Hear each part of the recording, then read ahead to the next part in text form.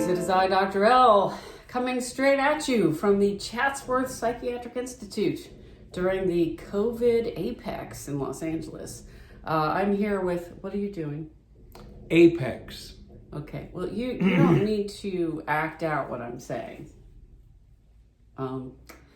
What do I act out then, Dr. L? I don't know, you tell me. I'm still not very clear what you do as a profession. I'm a dog handler at the moment. Yeah, I know, that's not your job. No one's paying you to do that. Well, it's a preoccupation. It's an avocation. Okay, there was some indication that perhaps you were part of the porn ring in Chatsworth. There is no porn ring. It's a square. There are many points. It's many pointed star. A star? 1,000 points of light in Chatsworth. Okay, but you are retired from that arena. One never really retires. One stays out of the way. Okay, so you're stayed out of the way. I never really did get an answer from you about where you disappeared to for months. Now, I'm concerned, as we've seen you go into a fugue state, when one of your parents has mentioned, it didn't say it, that maybe... Stay off that button. Yeah, no buttons. Not that kind of button. I have my friend ready. Yeah. Scheherazade and I are ready for anything you've got to throw at us. Yes, she looks extremely ready for therapy with you. Yes. So I was just worried that perhaps you were wandering around the street in a fugue state, frankly.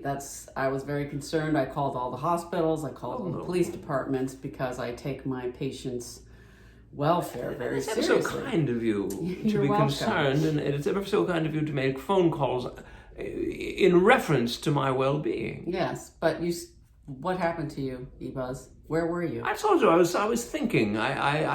It gave me pause.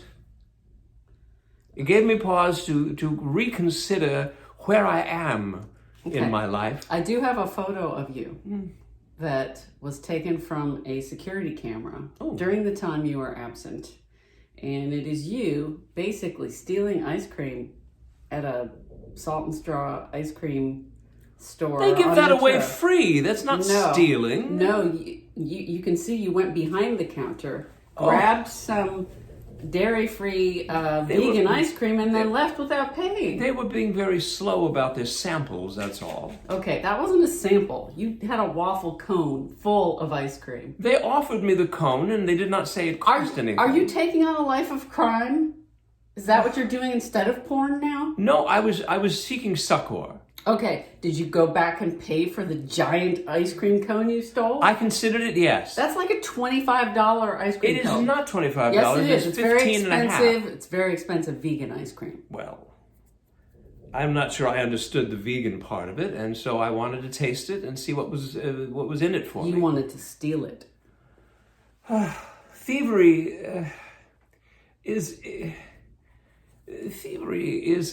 not in my nature. Apparently it is. Well, and my students are listening to this, and they have found you extremely intriguing. But now I think they're going to be highly disappointed in your criminal activities. Is kleptomaniaism considered to be theft if you can't help it?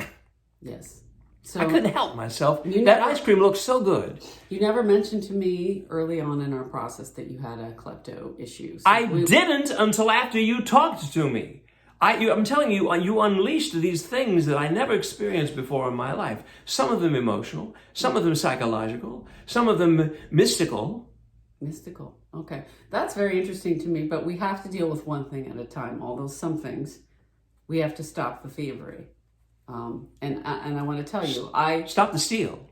No, isn't that what it is? Stop the steal? Stop the steal. But that's a completely unrelated thing. It's not a joyous ice cream theft.